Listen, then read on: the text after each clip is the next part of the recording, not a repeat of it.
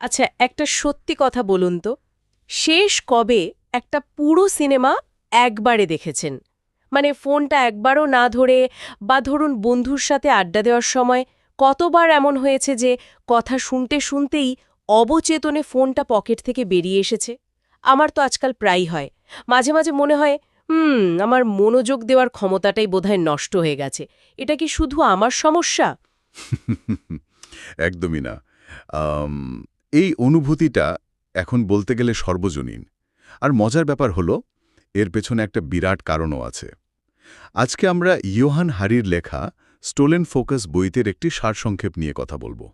আর এই বইয়ের মূল বক্তব্যটাই হলো, সমস্যাটা আপনার ইচ্ছাশক্তির নয়, আপনার মনোযোগ কমে যায়নি, বরং আপনার মনোযোগ চুরি করা হচ্ছে। বাহ! চুরি করা হচ্ছে, এই কথাটা শুনলেই তো একটা রহস্যের গন্ধ পাওয়া যায়। তাহলে তো এর গভীরে যেতেই হচ্ছে। আমাদের মনোযোগ যদি সত্যিই চুরি হয়ে যায়, তাহলে চোরটা কে? আজকের আলোচনায় চলুন এই চোরকে খুঁজে বের করি। আমার ধারণা, মূল সন্দেহভাজন হলো আমাদের পকেটে থাকা স্মার্টফোন। কিন্তু শুনছি এর পেছনে নাকি আরও অনেক অপ্রত্যাশিত অপরাধী লুকিয়ে আছে। ঠিক ধরেছেন, প্রযুক্তি হলো সবচেয়ে বড় এবং প্রকাশ্য আসামি। কিন্তু তদন্ত যত এগোবে, আমরা দেখব এর সহযোগী হিসেবে আরও অনেকে আছে। আজকের আলোচনায় আমরা প্রথমে এই মনোযোগ সংকটটা ঠিক কী তা বোঝার চেষ্টা করব। তারপর এর পেছনে থাকা প্রযুক্তিগত এবং আমাদের জীবনযাত্রার সাথে জড়িয়ে থাকা কারণগুলো খতিয়ে দেখব। আর সবশেষে এই মনোযোগ ফিরে পাওয়ার লড়াইয়ে আমরা কিভাবে জিততে পারি সেই পথটাও খুঁজব। দারুণ! তাহলে চলুন শুরু করা যাক মূল আসামিকে দিয়ে। আমাদের ফোন, ল্যাপটপ, সোশ্যাল মিডিয়া এগুলো কিভাবে আমাদের মনোযোগ কেড়ে নিচ্ছে? আমার তো মনে হয় এগুলোকে এমনভাবে ডিজাইন করা হয়েছে যাতে আমরা নেশাগ্রস্ত হয়ে পড়ি। এটা কি শুধু আমার মনের ভুল, নাকি এর পেছনে আসলেই কোনো বিজ্ঞান আছে? এটা মোটেও মনের ভুল নয়, বরং এটাই তাদের ব্যবসায়িক মডেল। বইটিতে লেখক এই বিষয়টাকে বলছেন অ্যাটেনশন ইকোনমি, মানে মনোযোগের অর্থনীতি। ভাবুন তো, ফেসবুক, গুগল বা টিকটকের মতো প্ল্যাটফর্মগুলো, ওরা তো বিনামূল্যে আমাদের পরিষেবা দেয়। তাদের পণ্যটা কি?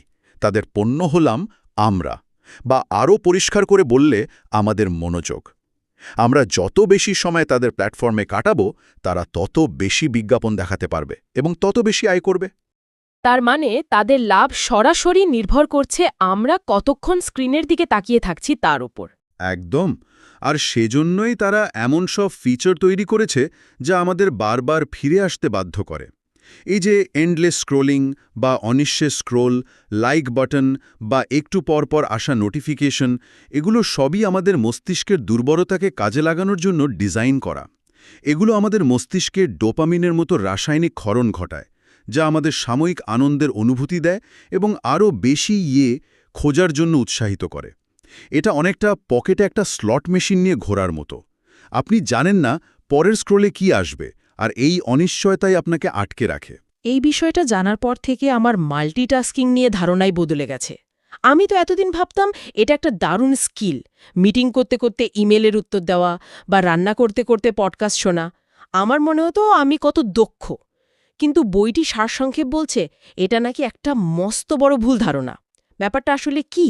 বইতে দেওয়া গবেষণা অনুযায়ী আমাদের মস্তিষ্ক আসলে মাল্টিটাস্কিং করতেই পারে না। আমরা যখন মনে করি একসাথে দুটো কাজ করছি, তখন আসলে আমরা একটা কাজ থেকে আরেকটা কাজে খুব দ্রুত লাফিয়ে বেড়াচ্ছি। বিজ্ঞানীরা একে বলেন টাস্ক সুইচিং। আর প্রতিবারেই লাফ দেওয়ার সময় আমাদের মনোযোগ এবং মানসিক শক্তি দুটোই নষ্ট হয়। একে সুইচ কস্ট এফেক্ট বলা হয়। এর ফলে আমাদের কাজের গতি কমে যায়, ভুলের সম্ভাবনা বেড়ে যায় এবং দিনের শেষে আমরা অনেক বেশি ক্লান্ত বোধ করি। তাই তো বলি, দিন শেষে এত ক্লান্ত লাগে কেন? তার মানে আমরা প্রোডাক্টিভ হওয়ার চেষ্টা করতে গিয়ে আসলে নিজেদের আরও অদক্ষ আর ক্লান্ত করে তুলছি। ঠিক তাই। আর এর দীর্ঘমেয়াদী প্রভাবটা আরও মারাত্মক।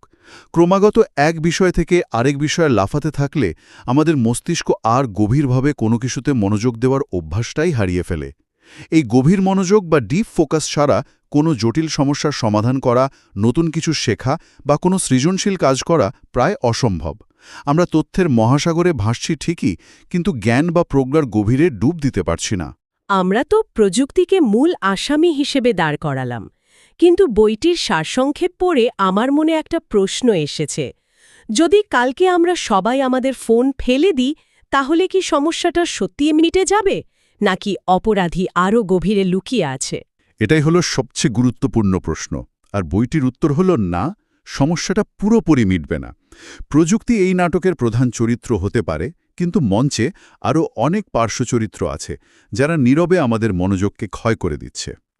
লেখক এটাকে একটা পারফেক্ট স্টর্ম বা নিখুঁত ঝড়ের সাথে তুলনা করেছেন, যেখানে অনেকগুলো শক্তি একসাথে আমাদের ওপর আক্রমণ করছে। পারফেক্ট স্টর্ম, দারুণ বলেছেন। তাহলে এই ঝড়ের অন্য উপাদানগুলো কি? প্রথম এবং সম্ভবত সবচেয়ে অবহেলিত উপাদানটি হল ঘুম। আমরা প্রায় কাজ বা বিনোদনের জন্য ঘুমকে বিসর্জন দিই, কিন্তু গবেষণা বলছে মাত্র এক রাত ঠিকমতো ঘুম না হলেই আমাদের মনোযোগ দেওয়ার ক্ষমতা মারাত্মকভাবে কমে যায়। আমাদের মস্তিষ্কের যে অংশটি মনোযোগ, পরিকল্পনা এবং সিদ্ধান্ত নেওয়ার কাজ করে, প্রিফ্রন্টাল কর্টেক্স, তাই না? অপর্যাপ্ত ঘুমের কারণে ঠিকভাবে কাজ করতে পারে না। এটা তো খুবই সত্যি। এর সাথে তো আমাদের খাদ্যাভ্যাসও জড়িত, তাই না? বইটাতে এই বিষয়েও বলা হয়েছে। অবশ্যই, প্রক্রিয়াজাত খাবার, অতিরিক্ত চিনি এবং অস্বাস্থ্যকর ফ্যাট আমাদের মস্তিষ্কের শক্তি কমিয়ে দেয় এবং একটা ঝিমুনি ভাব তৈরি করে, যাকে বলা হয় ব্রেন ফগ। যখন আমাদের শরীরই সতেজ নয়, তখন মস্তিষ্ক আর মনোযোগ দেবে কি করে? এর সাথে কিছু গবেষণায় পরিবেশ দূষণের প্রভাবের কথা উঠে এসেছে। বাতাসে থাকা দূষিত কণা আমাদের মস্তিষ্কের কার্যক্ষমতাকে প্রভাবিত করতে পারে। এই সবগুলো বিষয়কে একসাথে দেখলে মনে হয় যেন আমাদের মনোযোগের উপর একটা অদৃশ্য যুদ্ধ চলছে। প্রযুক্তি হলো তার ফ্রন্টলাইন সোলজার, কিন্তু আমাদের খাবার, ঘুম, এমনকি দূষিত বাতাসও যেন শত্রুপক্ষের সাপ্লাই লাইন হিসেবে কাজ করছে, যা আমাদের ভেতর থেকে দুর্বল করে দিচ্ছে। এই অদৃশ্য যুদ্ধর ধারণাটা বেশ শক্তিশালী। আর এই যুদ্ধের একটা বড় ময়দান তো আমাদের কাজের জায়গা, তাই না? আধুনিক ওয়ার্ক কালচার নিয়েও তো বইটিতে অনেক কথা বলা হয়েছে। হ্যাঁ, হয়েছে।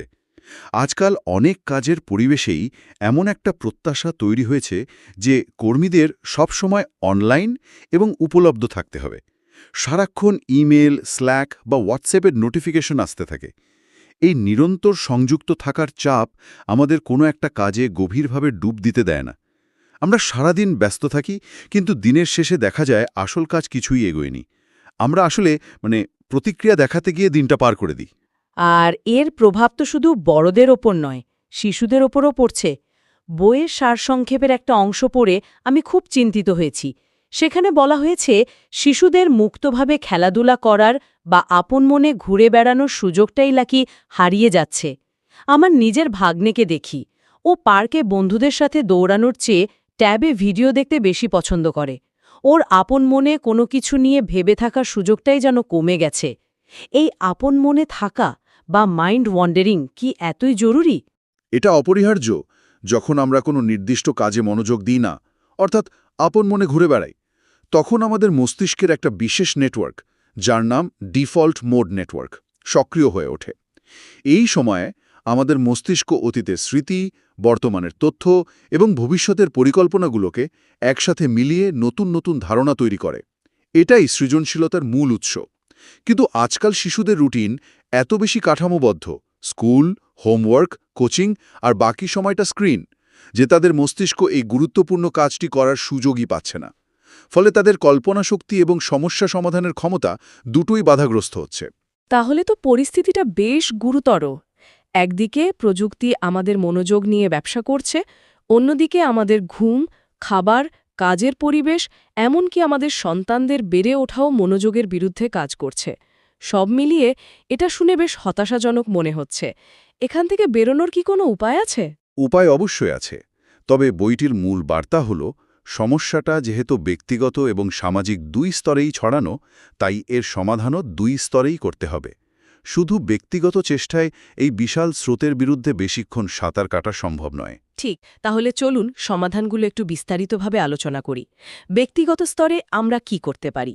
এই যে ডিজিটাল ডিটক্সের কথা খুব শোনা যায়, এটা কি আদৌ বাস্তবসম্মত, যেখানে আমাদের কাজ, পড়াশোনা, যোগাযোগ সবই এখন অনলাইনের ওপর নির্ভরশীল? প্রশ্নটা খুবই যৌক্তিক। বইটির লেখকও বলছেন যে ফোন ফেলে দিয়ে বনে চলে যাওয়াটা কোনো সমাধান নয়, বরং সমাধান হল প্রযুক্তির সাথে আমাদের সম্পর্কটাকে নতুন করে সাজানো। ডিজিটাল ডিটক্স মানে সবসময় ফোন বন্ধ করে রাখা নয়। এর মানে হতে পারে দিনের নির্দিষ্ট কিছু সময় ঠিক করা যখন আপনি সব নোটিফিকেশন বন্ধ করে দেবেন, বা ধরুন সপ্তাহে একদিন সোশ্যাল মিডিয়া থেকে পুরোপুরি দূরে থাকা। ছোট ছোট পদক্ষেপ যেমন ডাইনিং টেবিলে ফোন নিষিদ্ধ করা বা ঘুমাতে যাওয়ার 1 ঘন্টা আগে থেকে স্ক্রিন ব্যবহার না করা, এগুলো অনেক বড় পরিবর্তন আনতে পারে। তার মানে প্রযুক্তির দাস না হয়ে তার প্রভু হওয়ার চেষ্টা করা। এর সাথে ঘুমকে অগ্রাধিকার দেওয়া বা একবারে একটা কাজেই মন দেওয়া, মানে সিঙ্গেল টাস্কিং অভ্যাস করা, এগুলোও নিশ্চয়ই জরুরি। একেবারেই। এগুলো হলো আমাদের ব্যক্তিগত বর্ম, যা আমাদের মনোযোগকে বাইরের আক্রমণ থেকে রক্ষা করতে সাহায্য করবে। যখন আপনি কোনো গুরুত্বপূর্ণ কাজ করছেন, তখন শুধু সেই কাজটাই করুন। আপনার ফোন অন্য ঘরে রেখে আসুন, ইমেল ট্যাব বন্ধ করে দিন। প্রথম খুব কঠিন মনে হবে, কারণ আমাদের মস্তিষ্ক বিক্ষিপ্ত হতে অভ্যস্ত হয়ে গেছে। কিন্তু ধীরে ধীরে অভ্যাস করলে গভীর মনোযোগের ক্ষমতা আবার ফিরে আসবে। কিন্তু এই ব্যক্তিগত প্রচেষ্টা তো অনেকটা স্রোতের বিপরীতে একা সাঁতার কাটার মতো। হয়তো কিছুটা এগোনো যায়, কিন্তু এটা খুবই ক্লান্তিকর এবং কঠিন। বইটা তো বলছে আমাদের স্রোতের গতিপথটাই বদলে দিতে হবে। সেই সামাজিক পরিবর্তনগুলো কি হতে পারে? চমৎকার উপমা, আর এটাই বইটির সবচেয়ে শক্তিশালী বার্তা। প্রথমত, আমাদের প্রযুক্তি কোম্পানিগুলোর ব্যবসায়িক মডেল নিয়েই প্রশ্ন তুলতে হবে। আমাদের এমন আইন ও নিয়মকানুনের জন্য আওয়াজ তুলতে হবে যা ব্যবহারকারীদের মনোযোগকে রক্ষা করে। যেমন ইউরোপের কিছু দেশে রাইট টু ডিসকানেক্ট আইন চালু হয়েছে, যেখানে অফিস সময়ের পর কর্মীদের ইমেল বা কাজের মেসেজ পাঠানো যায় না। বাহ, এটা তো দারুণ একটা উদ্যোগ। দ্বিতীয়ত, আমাদের কাজের সংস্কৃতি বদলাতে হবে। যে কোম্পানিগুলো কর্মীদের 24/7 অনলাইনে থাকার জন্য পুরস্কৃত করে, তাদের বদলে সেই সব কোম্পানিকে উৎসাহিত করতে হবে যারা কর্মীদের গভীর কাজের জন্য নিরবচ্ছিন্ন সময় এবং পরিবেশ তৈরি করে দেয়। আর তৃতীয়ত, আমাদের শিক্ষা ব্যবস্থায় পরিবর্তন আনতে হবে। শুধু তথ্য জ্ঞালনোর বদলে শিশুদের কিভাবে মনোযোগ দিতে হয়, কিভাবে সৃজনশীলভাবে ভাবতে হয় এবং কিভাবে প্রযুক্তির স্বাস্থ্যকর ব্যবহার করতে হয় তা শেখাতে হবে। তার মানে আমাদের ব্যক্তিগত লাইফ রাফটগুলো বানানোর পাশাপাশি সবাই মিলে চেষ্টা করতে হবে যেন নদীর স্রোতটাই আমাদের অনুকূলে আসে। এই ভাবনাটা আমাকে অনেক আশা দিচ্ছে, কারণ তার মানে হলো আমি একা নই, আমরা সবাই মিলেই এই লড়াইটা লড়ছি। একদম। সমস্যাটা যেহেতু আমাদের সবার মনোযোগ কেড়ে নিচ্ছে, তাই এর সমাধানও আমাদের সম্মিলিতভাবেই করতে হবে।